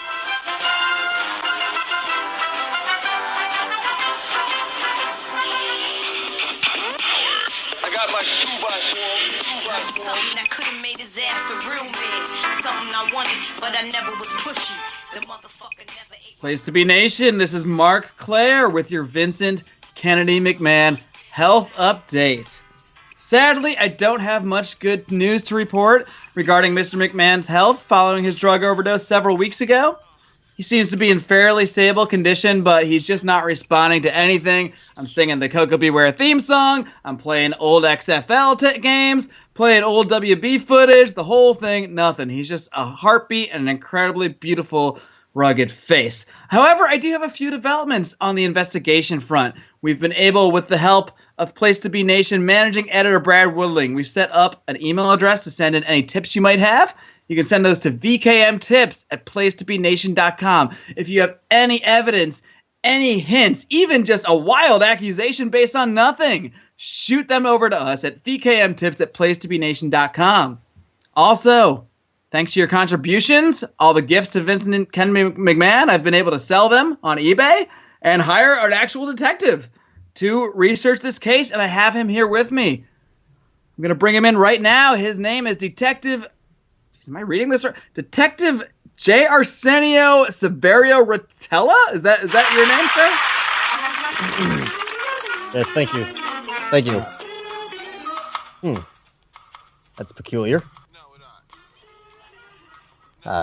Familiar song. Now, Mr. Rotella, welcome in today. Thank you for joining us. Now, before I ask you about the case, are you? Yes. I just need to clear this up. Are you at all related to Vincent Kennedy McMahon, Pussy Posse member Matt Rotella? Well, I'm glad you asked. Absolutely not. I am not related to Mr. Rotella. I actually come from a very small, tight-knit family, very small family tree. Our biggest claim to fame is we once adopted a shaved bear who had a penchant for Grey Goose. Grey Goose, wow. So you're telling me you have no relation whatsoever to the Place to Be Nation? I'm actually not familiar with that term, place to be. Wait, it's a Seinfeld reference, correct? Yeah, it's a Seinfeld reference. Anyway, moving along. Look, we hired you in. We searched high and low for someone willing to take on the case of who overdosed, who poisoned Mr. McMahon's drugs. Yes. And can you give us just a quick little update? And you've already had some time to do some investigation. Give us an update. What did you find at the crime scene? I would be glad to tell you. I have been assigned to the McMahon case, and rest assured, I will get to the bottom of this. Whatever happened to Mr. McMahon, I will find out. Justice will be served, whether it was accidental, incidental, or whether this was planned and premeditated. I will find out for you and the Place to Be Nation. Here's what's happened so far. We have analyzed the crime scene. We've gone over every inch of it with our top forensic teams. The reason I was brought in, though, is because I actually happen to have a wealth of experience with wrestling-related crimes and misdemeanors. Wow. District Attorney Jack McCoy is putting on the pressure to get this one solved, and that's why they brought me in. Let me tell you a little bit about myself, Mr. Clare. I'm the one who cracked the case of the man who drove the white Hummer. I figured it out. I figured out who the Black Scorpion was. I knew who ran over Stone Cold. Do you want to know something else? Rikishi, you knew the whole time. I did. I found Cactus Jack in Cleveland. I found him there. I'm the one who caught the guy who was stealing Triple H's match-worn trunks. Some creep named Chris whatever it was. Yeah, we know him. Yes. I even know why the Berserker and Davey Boy Smith match was canceled. Would you like to know? Of course. I've been wondering for over a decade. 2 words. Hepatitis. All right? I won't say who had it, but let's just say it makes someone berserk. All right? Needless to say, if something is amiss in the world of professional wrestling, I am the one to call, Mr. Clare. You have made a wise choice in bringing me in with this case. Well, after hearing that resume, I am extremely, thrilled with my decision. I probably should have read up on you a little bit more before I actually hired you. But regardless, you actually have a little experience specifically with Mr. McMahon even. You actually interviewed him, I'm looking here, way back in 1983 regarding a case involving one Mr. Jimmy Superfly Snuka. Is that correct? That's right. One of my very first cases of all time. Wow, and I don't know if you've been following the show. It doesn't sound like you're really familiar with it at all, but every week I've been playing back audio diaries that Mr. McMahon has recorded every single day of his life in the event that something happened to him, which, as we both know, it did. So I actually have the tape from the day you interviewed him right here. So that's the tape that we're going to play today for everybody. I just have to... there it is. Okay, I'm going to play it right here, and... Oh, fuck! Oh my god, what did that fucking idiot do? We're about to go national, and he goes and fucking beats the shit out of his girlfriend and fucking murder. What the fuck is this guy doing? Oh my god, when I flew out to Samoa and handpicked this guy out of a tree and brought him back to America, I didn't know this was possible. I just got back from the hotel. Oh my god. He was doing the fucking, when I came in, he was doing the Superfly splash onto her naked prone body and then fucking ripping her hair out of her. What a sick fuck this guy is. It's all right, VCam. It's okay. This guy, we're going to get this fixed. We're going to get this, hang on. All right. We're going to get this thing. Let me call Patterson. Let's get the fucking booking team together. Get George Scott over here. We're going to get this thing straightened out. We're going to put him over Morocco at MSG. No one will ever fucking know the difference. Mr. McMahon, open the door, please. Oh, wait, hang on. Who the fuck is it? Hey, Patterson, get over here. What? No, Lou Rotella, come here. Get the door. Someone get the door. Hide the Coke. Hey, hang on 1 second. I'm just going to the bathroom. Get the Coke and flush it. Do something. Hi. Vincent Kennedy McMahon here. How are you? Mr. McMahon, I'm Detective Rotello of the Allentown Police Department. Oh, hello. Nice to meet you. Yeah, so you hear about the missing vest that someone took out of the locker room of my button-down vest. Well, that is one of the many reasons I'm here, but I've actually just... My powder blue bomber. Interesting. I've just come from the George Washington Motor Lodge where one of your employees, a Jimmy Superfly Snuka, was staying with his girlfriend, one Nancy Argentino. You mean King Tonga? I'm not familiar with that. Haku? Mr. McMahon, this is no time for You mean sneezing. Stevie Offie? Mr. McMahon, please. I've got some serious news. I got a lot of Islanders. You better make sure it's the right one. It's Mr. Snuka. I can assure you of that. And I've got some bad news. What's that? His girlfriend is dead, Mr. McMahon. He has a girlfriend? I thought he was gay. Well, apparently not. And quite honestly... Patterson, you told me Snuka was gay. Mr. McMahon. What? Mr. McMahon. Something fishy is going on, and that's why I'm here. Are you sure it wasn't just a fish that he hides under his bed when he's hungry in the middle of the night? I can't... You know how those Islanders are? They're crazy. We did find... They got hard heads and big stomachs. Mr. McMahon, you need to settle down, sir. Okay. We have Mr. Snuka back at the station. He asked if I would come speak to you. Sorry, I'm all hopped up on Coke, a cola. I'm fucking flying high on caffeine. I apologize. Oh, well, that's more than okay. Did you have too many Tab Colas tonight? Way too many.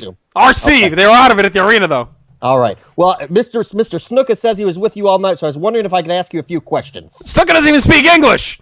Well, that's why he wanted me to speak to you. How do you know what he said, then? He might have been my father. He's Vincent McMahon as well. Well, he had a translator, and that's what I picked up. You're gonna go to the fucking Charlotte, North Carolina cemetery to find him, though. Ha! Maybe that's what I'll do. But let me ask you some questions, Mr. McMahon. First question. For the record, is Superfly his actual middle name? Yes.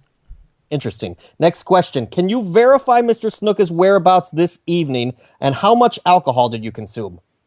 Mr. Snooker's at the John Adams Motor Lodge, and I have consumed 0 alcohol, just Coke. Okay. A cola. New Coke or Classic Coke? Classic. What do you think Was this that is? out yet here in 1983? I'm not sure. Anyways, I've got another question for you, Mr. McMahon. This is unrelated, but does this shirt make me look fat? What is this, BJ and the fucking bear? Yeah, you look like a fucking fat pig. Well, thank you. Mr. McMahon, were you or Mr. Snuka at any time in the hotel room when Miss Argentina was killed prior to this evening? Argentina Rocca? I fired him 20 years ago. No, Miss Argentino.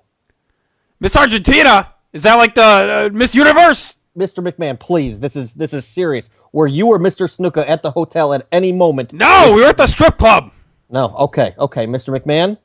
With all due respect, I know you're an important businessman. You've got things to do, but there are some things that are just not adding up in this story, okay?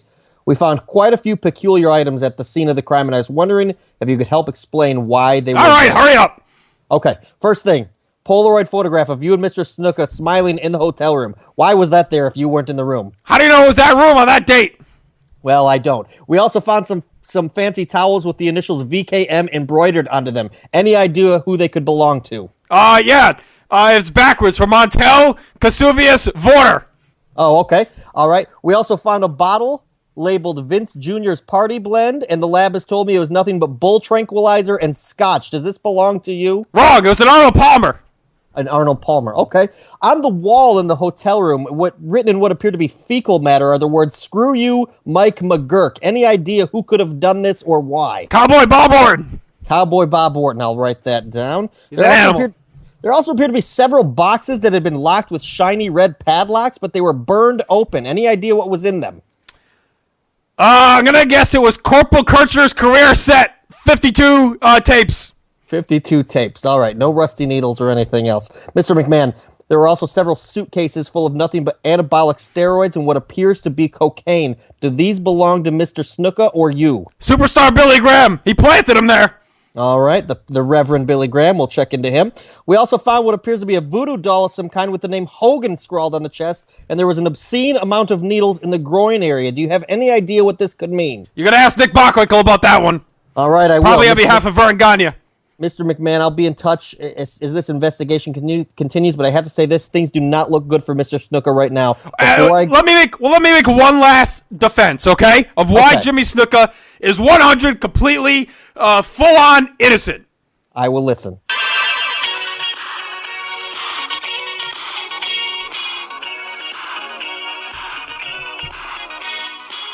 He came home in the morning light. That bitch Nancy says, when you gotta live your life right. You stupid bitch, we're not the fortunate ones. Snooks just wants to have fun. Oh, Snooks just wants to have fun. The phone rings in the middle of the night. The popo asks, did you kill your girlfriend last night? Oh, officer, you're still number one, but Snooks just wants to have fun. Oh, Snooks just wants to have fun. Snooks just wants to have fun. That's all he really wants to do, is just have some fun when the workday is done. When the splash of Morocco is complete, he just wants to have fun. Oh, Snooks just wants to have fun. Snooks just wants to have fun. Just wants to have fun. Break it down, Rotella. Lou, not you. Nope. Boop, boop, dope. I'm not done yet. You sit in the fucking corner. Some jobbers take a beautiful girl and hide her away from the rest of the world. He just wants to have an IC title run. Oh, Snooks just wants to have fun. Yeah, Snooks just wants to have fun.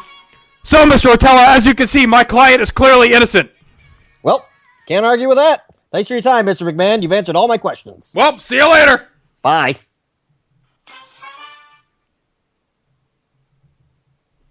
Wow, things are getting heated. All right, number one, the new Coke didn't come out until 1985. Only you would know that. So clearly, this man's a buffoon. Secondly, I'm going to fucking kill Chad Campbell for telling this guy where the Triple H tights were. Might lock her at the gym. Jerk. All right. Fucking rat. Okay. Hey, you know what? You do the crime, you're going to do the time. Well, no one would have known. Sorry, Aaron Murray blew his knee out this weekend. And to be grumpy about it. All right. Adam Murray blew his knee out? Yes. Did Jim throw a garbage can lid at it? Yeah, so they tripped over the step in Studio B. All right. Speaking of trunks. Yes. Did Nick Bockwinkel believe in voodoo? That might be a new DVD. The original Papa Shango. That's right. Because they look so much alike. Kane, along with his brother, on the... We don't even have the date there. We'll have to look that up. Are your World Wrestling Federation Tag Team Champions? Yes, defeated Edge and Christian. Edge and Christian. That's why I think, to answer your question from earlier, that's why I think the tag run ended. Because for the first time in a while, they were siphoned off of the tag titles altogether. Yep. So they're your tag team champions. Against your new World Wrestling Federation champion.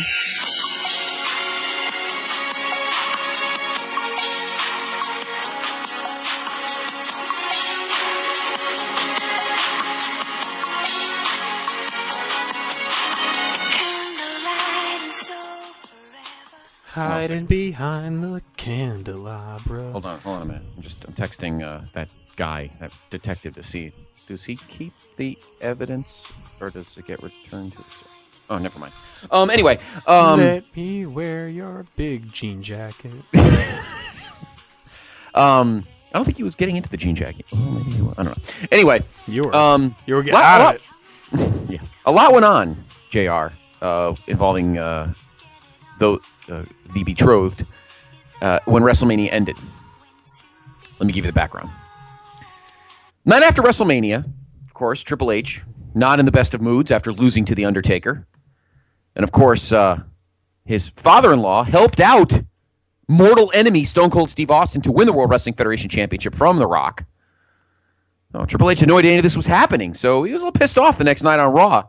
He says to his father-in-law, were you going to let me in on this somehow? This guy and I just had a brutal blood feud for the last 6 months, and now you're helping him? Oh, what's the deal?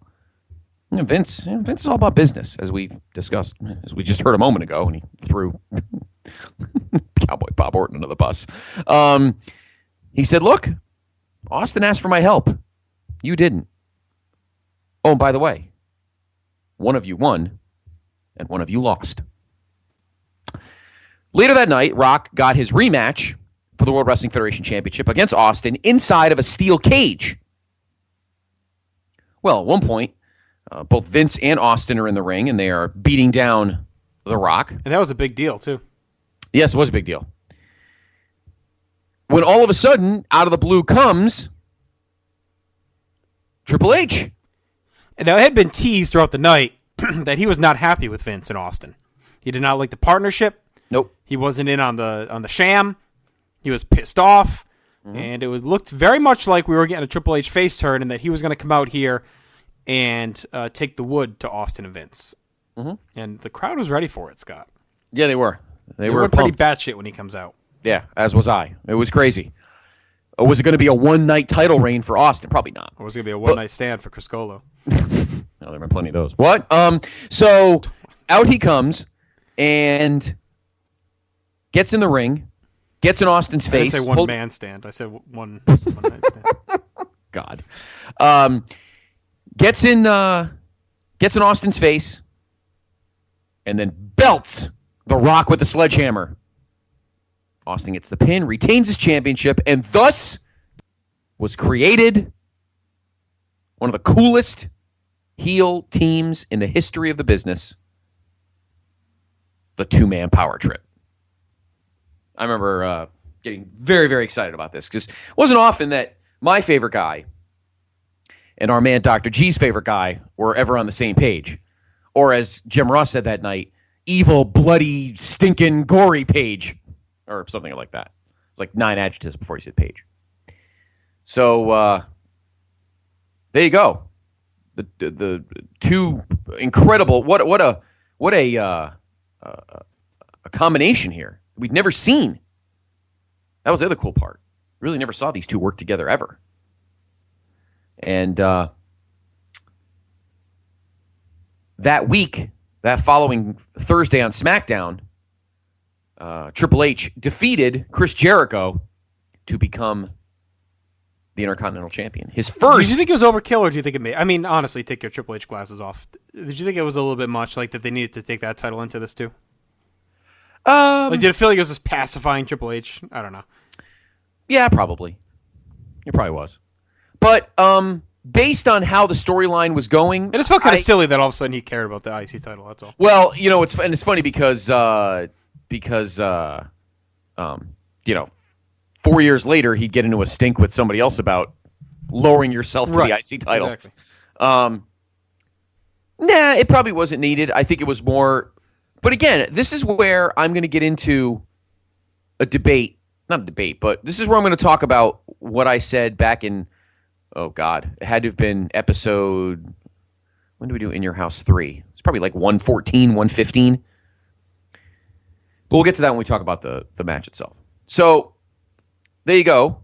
The two new hot heels have the two main singles titles, while Kane and The Undertaker are your tag team champions. Well, Kane and The Undertaker also did not like all this power on the McMahon family, so we had a tag match at Backlash. Austin and Triple H wanted all the gold and all the power, so they wanted the tag titles. However, now that Linda was decomatosed, she told Vince through the board of directors that, okay, those two guys want their tag title, perfectly fine. However, their singles titles must also be on the line. Mm-hmm. In other words, if Kane pins Austin, not only do they retain their tag titles, but Kane is your new world champion. Or if somebody pinned Triple H, they would also be the Intercontinental Champion. So all titles on the line, just like it was in the main event of In Your House 3 in September of 1995 in Saginaw, Michigan. Remember now, also part of this, Austin gave no excuse for what he did. Nope, he didn't. Insisted he didn't owe anyone an apology. Then the next week on SmackDown in Oklahoma, beat the shit out of his friend Jim Ross at the request of Vince. Yeah, to try to put over the heel turn. Exactly. Right. Yep. Did it work? Yes and no. They were slowly starting to hate him. But a lot of the issue people had was that all of a sudden Austin seemed to be playing second fiddle to Triple H a little bit in the power trip. Kind of seemed to be his lapdog. Triple H seemed to be the guy talking, doing a lot of talking. And this gets worse over the next month, but in the few weeks here, it was starting to feel that way. Do you think they made the right move by putting these guys together? Or do you think they should have turned Triple H the night after Mania? I think the guy that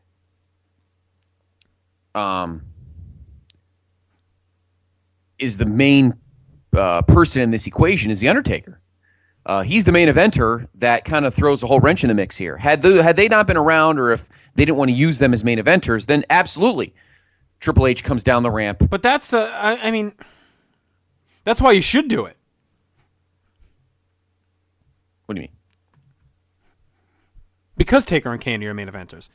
Right. There's a lot of people. No, that's why they should have turned. Oh, I see what you're saying. Right. Because they were stuck with them. I mean, that was that's my point. If they didn't want to, but somehow. But they wanted to, and they did. I'm saying they shouldn't have, because that was their choice. I mean. Right, exactly. A lot of people were pissed that they were back to Taker and Kane when you have all these fresh faces underneath, all these new guys, and you're right back to Taker and Kane. It felt like at a time where they could take a risk, they went back to the safe option. And, no one really wanted to see Taker and Kane in the spot. I mean, no one really did. No. I don't know. It felt very, really, we're back to this now. We get this fresh heels on top. We get Austin as a heel, and now we're right back to friggin' them again. I never gathered. I don't know. I don't know. Maybe it's just me, but I never really noticed that Triple H was taking a more prominent role. I definitely felt that way a little bit. Really? Austin fell to the back just a little bit.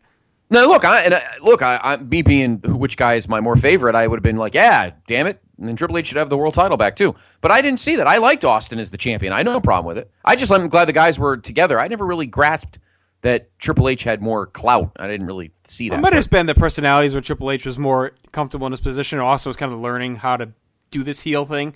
Yeah. Not be a heel, because he obviously been a great heel before, but this kind of heel that he was doing. Kind of like a Sid 95 heel. For a little bit here, yeah. Yeah. And of course, they had Deborah in there, and they were bullying her around, and had the great line, "Go get in that fucking truck." Of course, without the fucking, "Go get in that truck."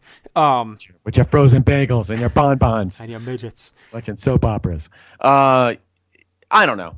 I didn't see any. I thought it was a pretty good team in general. They were beating the shit out of everybody. The Hardys are beating. I just feel like Austin should have been dominant, and he was kind of even seceding anything to Triple H felt like a step back to me. Like, this is the guy you're going to put over as this main heel, this top heel, and now he's like sharing time. I don't know. It felt a little weird as a way to establish your new top heel. Now you've worded it differently now. Now you're saying that Austin should have had the spotlight to himself as the top heel, and we shouldn't be having like a sharing feud. Right. I mean, if you look back at, I guess the closest thing to this is Hogan with the NWO. A guy making a big heel turn for the first time in this character and in a unit with other guys. But Hogan is really positioned as the mastermind and the top dog, with the outsiders kind of a half notch below. And I didn't feel like we had that here. I felt like they're positioned as equals. Well, I mean, Austin clearly was going to be paired off with the higher. Well, not at this point. We didn't see that. Well, probably about 3/4 through this match, I think you started to see that. But no, I guess not going into this match. I don't know why they did that. I mean, well, you know why, but yeah, but I mean, we can always talk about that. But even Austin is playing second fiddle in the back. Nah. Now I think now I think it's getting now we're getting a little overboard. All right. Well, let's talk about the match itself. Going in, Triple H had injured Kane's elbow, so that was the big focal point of Austin Triple H. It was cool to see Austin work as a heel again, kind of going back to his aggressive attack nature and controlling the heat segments. They did a couple double ones here, of course, back and forth, which really kind of made this match a little bit longer than it needed to be. We had a long stalling and teasing from the heels early on, really trying to build heat for Austin, trying to establish him in that role. Once it got going, it wasn't too bad. But I don't know, Kane and Taker just didn't have much heat on them. They were just kind of... neither had done much in a while. Kane had been flip-flopped so many times. Taker wasn't really in the best shape. It's just an odd choice. I think I'm going to go 28 minutes here when there were so many other guys that could have put on a great match for Triple H and Austin. We'll see it. We'll see it coming soon. It seemed like they had a chance coming out of Mania to maybe do something a little bit different, and instead we get the same thing. Let me ask you this. Do you think they could have built Austin Rock rematch here? Instead of the next night on Raw and done the turn here? That would have been fine. I don't know if they what did Rock's that, schedule was. We didn't mention him. He had to go to film the movie, film Scorpion King. Scorpion King or Mummy 2? Scorpion King. I think it was Scorpion King, because that came out in 2002. Okay, so Scorpion King. Well, then what did he shoot in 2002? Are you sure this was a Mummy 2? Oh, maybe it was. And then he left and did Scorpion King in 2002, and then came back in early 2003. Yeah, I think this was Mummy 2. Because he wasn't gone as long. He was only gone, 3 months, probably? Whereas in 2002, he was gone like 7 months. Well, Scorpion King came out in 2002, though. April 19th, 2002. So this was Scorpion King. So when did he take time off to do Mummy 2? I guess he wasn't in that long enough to care, so I guess he could have taken some time off. Yeah, I don't... Yeah, Mummy 2, I think, was... He wasn't in that. He wasn't in 2000. Didn't he leave for a little bit in 2000 for a few weeks? Remember when we talked about it, Jericho was like dominating TV. Remember Rock was gone for like 2 weeks or something in the summer? Oh, right, yeah. Or the fall or something like that, and Jericho had to... Mummy 2 came out in... Mummy Returns came out in 2001. Okay, so this is Scorpion King. So I wonder what the movie was. May 4th, 2001. Okay, so I wonder what movie he left after 2002. I don't know. Well, we'll talk when we get there. Honestly, that would have been fine. And then the turn here, then have this match at Judgment Day. But then what we would have done, obviously we talk about what'll happen. But I don't know. I really didn't have a problem with this. And you can't. regardless of where the belts are placed and everything. I mean, the whole point was power. The rundown.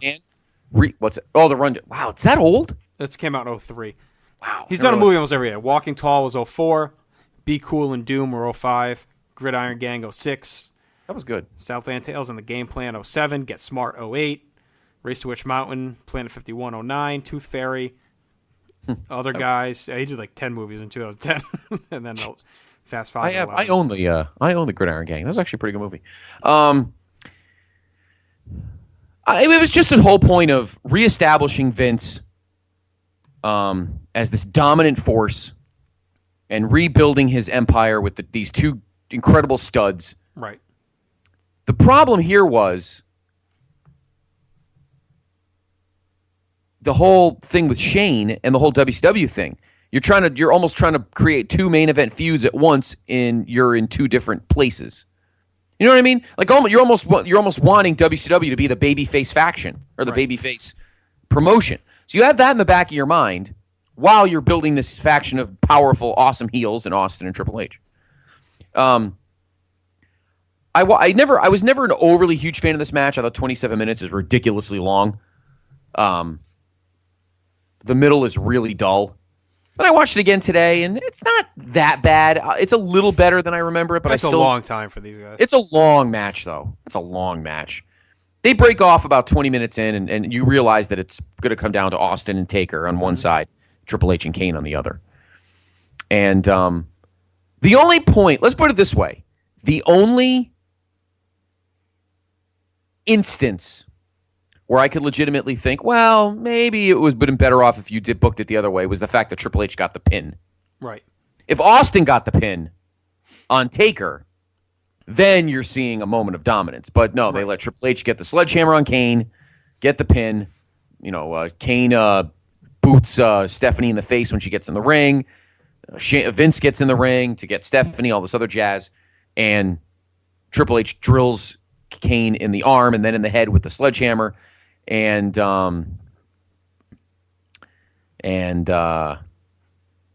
we have New World Wrestling Federation Tag Team Champions. It was cool seeing them all with the gold. Like that part was fine. Right. But I've been waiting for this moment to talk about this difference. Because if you go back to episode probably like 112 or 113. When we did the In Your House 3 Vintage Vault.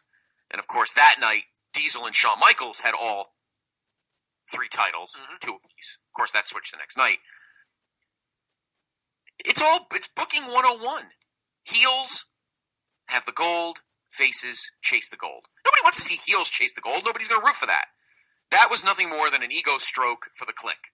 Right. Here's an instance where you got 2 hated guys who just want to be selfish bastards. And Yeah, but you don't always want to have all the gold on the heels, though. Well, I mean, this is you only want that one face champ to at least kind of carry things on the other end. You did, Matt Hardy. All right, Scott. You said you liked the show a little bit better this time around. What do you like it as a whole? I gave it a B- when I remember when we graded it the first time. I would give it a B. The only problem is there's no real great match. No.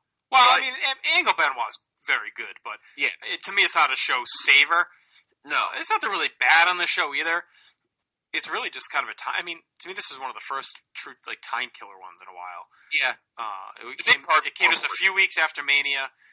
It felt rushed. I mean, there was so much fallout from Mania. They didn't start building the show until the week before. They added a lot of the matches the week before. I mean, you could say that the next 3 months are